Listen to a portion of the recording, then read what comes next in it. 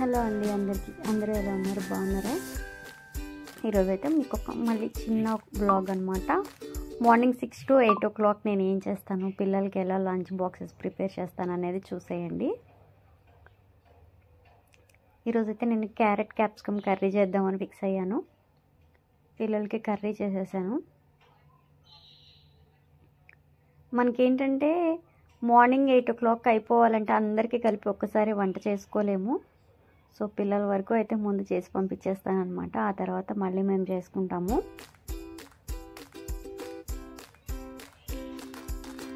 ఇంకా ఇలా నడుస్తూ ఉంటూనే ఉంటుంది కదా అందరి ఇంట్లోనూ.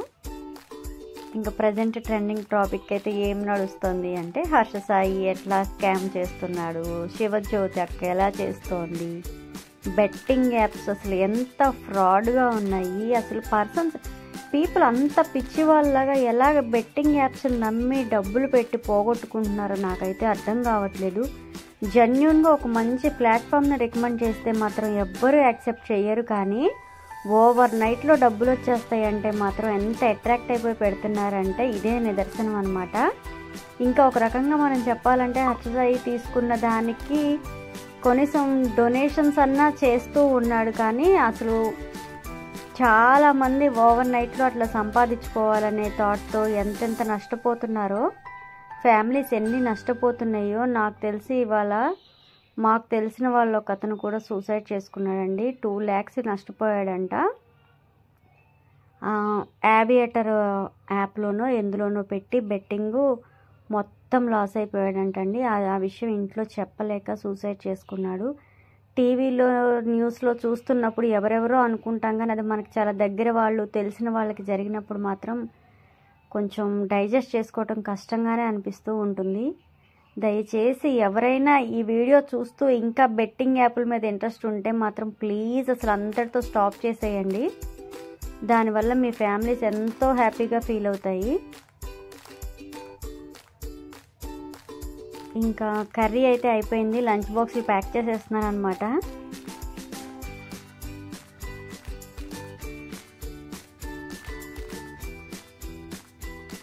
యూట్యూబ్ అంటే ప్రతి ఇన్ఫ్లుయెన్సర్కి ఇప్పుడు చాలా డ్యామేజ్ అయిందనే చెప్పాలి. యూట్యూబ్లో ఉన్న ప్రతి ఒక్కళ్ళు డబ్బులు ఇలానే సంపాదిస్తున్నారా అని.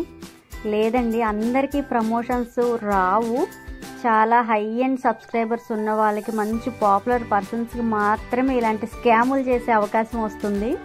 సో దయచేసి అందరినీ అలా మాట్లాడద్దు. చిన్న చిన్న వాళ్ళ దగ్గరికి ఏదీ రాదండి, అదొకటి గుర్తుపెట్టుకోండి. జెన్యూన్గానే ఉంటుంది వాళ్ళదంతా. ఎప్పుడైతే ఒక సెలబ్రిటీ స్టేటస్ వస్తుందో వాళ్ళకి ఇలాంటి స్కామ్లన్నీ ఇంట్రడ్యూస్ చేస్తూ ఉంటారనమాట. బై మిస్టేక్ ఏంటంటే అది మన ఇది కాకపోతే ఆ సెలబ్రిటీలని ఎక్కువగా చూస్తూ ఉండి మనం కూడా ఇన్ఫ్లుయెన్స్ అయిపోతూ ఉంటాము. యూట్యూబ్లో చాలా మంచి కంటెంట్ చేసేవాళ్ళు, అసలు ఏ ప్రమోషన్ చెయ్యకుండానే కంటెంట్ చూపించే వాళ్ళు కూడా చాలామంది ఉన్నారు. దయచేసి వాళ్ళందరినీ కొంచెం రికగ్నైజ్ చేస్తే చాలా బాగుంటుందని నేను అనుకుంటున్నాను. ఎందుకంటే వాళ్ళు ఏ గుర్తింపుని కోరుకోకుండానే మంచి మంచి కంటెంట్ ఇస్తారు, మనం దాన్ని చూడము. కానీ ఈ ఫ్రాడ్ యాప్స్ని ప్రమోట్ చేసి, బెట్టింగ్ యాప్స్ని, వర్క్ ఫ్రమ్ హోమ్ అని ఇష్టం వచ్చినట్టు ప్రమోట్ చేస్తూ ఉంటారు. ఇది మాత్రం అసలు అల్టిమేట్ అనమాట. ఏం చేయలేకపోతున్నాము. దానివల్ల ఏంటంటే మాలాంటి చిన్న చిన్న వాళ్ళకు కూడా చాలా ఇంపాక్ట్ పడుతుందండి. యూట్యూబ్ అనగానే ప్రతి ఒక్కళ్ళు నోటికొచ్చినట్టు మాట్లాడడం ఒకటి బాగా తెలిసిపోయింది అందరికీ. పోనీలే అని సోషల్ రెస్పాన్సిబిలిటీతో దేనికైనా మనం రియాక్ట్ అయ్యామనుకోండి. ఇప్పుడు నేను హర్షసాయి గురించి కానీ శివజ్యోతి గురించి కానీ ఏమన్నా మాట్లాడాను అనుకోండి, వాళ్ళందరూ ఛానల్స్కి రిపోర్ట్లు కొట్టడం, లేదంటే కంప్లైంట్స్ చేయటం, వాళ్ళ కామెంట్ సెక్షన్లోకి వచ్చి కామెంట్లు చేయటం, ఇంకా ఈ సోషల్ దాడిని తట్టుకోలేమన్నమాట. అందుకే మ్యాక్సిమం ఇన్ఫ్లుయెన్సర్స్ ఎవ్వరు వీటి గురించి మాట్లాడడానికి ఇష్టపడట్లేదు. ఎందుకంటే వాళ్ళెవరి గురించో మాట్లాడి మనం సోషల్ రెస్పాన్సిబిలిటీ ఫీల్ అయ్యి మనల్ని మనం నష్టపోకూడదు కదా అనే ఒపీనియన్తో ఉంటారు.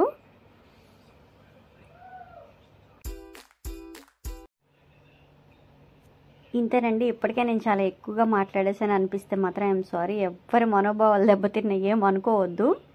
ఎవరి ఒపీనియన్స్ వాళ్ళకు ఉంటాయి కదా. నేనైతే కర్రీ చేసేసాను, రసం పెట్టేసి పిల్లలకి లంచ్ బాక్సెస్ ప్రిపేర్ చేసేసాను. అలానే నేను ఇక్కడ పపాయ స్మూతీ ఒకటి చేసుకుందాం అనుకుంటున్నాను. చూపిస్తాను అది కూడా మీకు. ఈరోజు మార్నింగ్ టిఫిన్ తినే ఉద్దేశం అయితే ఏం లేదు. సో ఒకసారి కొంచెం జ్యూస్ తాగేద్దాము అని. అలానే ఇంటి దగ్గర నుంచి అమ్మ రామఫలాలు, మాకు చెట్టు ఉందన్నమాట అమ్మ వాళ్ళ ఇంట్లో, ఆ కాయలు తీసుకొచ్చింది. లాస్ట్ ఇంకా ఈ సీజన్కి ఇది. మీలో ఎంతమందికి రామఫలాలు తెలుసు, ఎప్పుడైనా తిన్నారా? నాకైతే కామెంట్ సెక్షన్లో ఒకసారి కామెంట్ చేసి చెప్పండి. మాకైతే ఇవి రెగ్యులర్గా ఇంట్లో చెట్టు ఉంది కాబట్టి మేము చిన్నప్పటి నుంచి తింటూనే ఉన్నాము.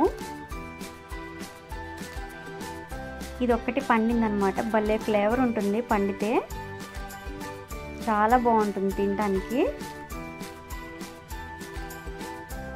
ఇవి మార్కెట్లో మినిమం 50 రూపీస్ పెట్టి ఒక్కొక్క కాయ కొనుక్కుంటూ ఉంటారు. అప్పుడు అనిపిస్తుంది మనకి ఇంట్లో చెట్టు ఉంటే దాని విలువ ఎప్పటికీ తెలియదు అని. మాకైతే చెట్టుకి పండి రాలిపోతుంటాయి. సేమ్ సీతాఫలం ఎలా ఉంటుందో ఇది కూడా అలానే ఉంటుందండి. టేస్ట్ మాత్రం కొంచెం ఫ్లేవర్, ఆ ఫ్రాగ్రెన్స్ వేరే ఉంటుందన్నమాట. అంటే తెలియని వాళ్ళ కోసం చెప్తున్నాను, తెలిసిన వాళ్ళ కోసం కాదండి. అలానే ఇక్కడ పపాయ ఉంది, కొంచెం షుగర్ ఒక ఇలాచీ వేసి కొంచెం స్మూతీ చేసేసుకుంటున్నాను.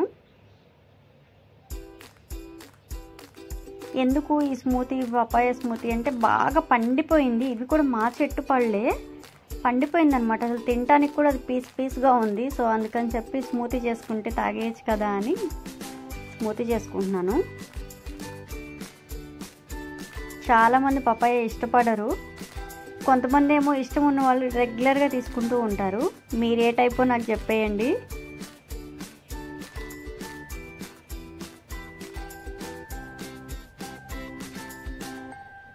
కొంచెం చాక్లెట్ సిరప్ వేసుకుంటే చాలా బాగుంటుంది నాకు. అండ్ ఇంక ఇక్కడ మా వారి కోసం వచ్చేసాను అనమాట. పని అంతా అయిపోయింది, కిచెన్లో పని అయిపోయింది. పిల్లల్ని స్కూల్కి పంపించేశాను. నేను చేసుకున్న స్మూతీ ఏమో ఆయన తీసుకున్నారు. సో నేను మళ్ళీ వెళ్ళి వాటర్ మెలన్ జ్యూస్ చేసుకొచ్చుకున్నాను. ఇంకైతే ఇప్పుడైతే ఒక 1 అవర్ 2 అవర్స్ మాత్రం ఫుల్గా కూర్చొని మాట్లాడుకుంటాం మేము ఇద్దరం, కబుర్లు చెప్పుకుంటూ. మళ్ళీ ఆయన బయటకు వెళ్ళిపోవాలి కదా. ఇంతేనండి ఈ వీడియో. మా వారికి చెప్తున్నాను అన్నమాట, నువ్వు చూడ పాత పాటలన్నీ పెట్టి సినిమాలన్నీ పెట్టి నన్ను చూపిస్తున్నావు, నీ సంగతి చెప్తా అన్నట్టు చూపిస్తున్నా మీకు. ఆయనకు ఆ పాత పాటలు అంటే ఎంత ఇష్టమో. ఇంతేనండి ఈ వ్లాగ్. నచ్చితే తప్పకుండా లైక్ చేయండి, షేర్ చేయండి, సబ్స్క్రైబ్ చేయండి.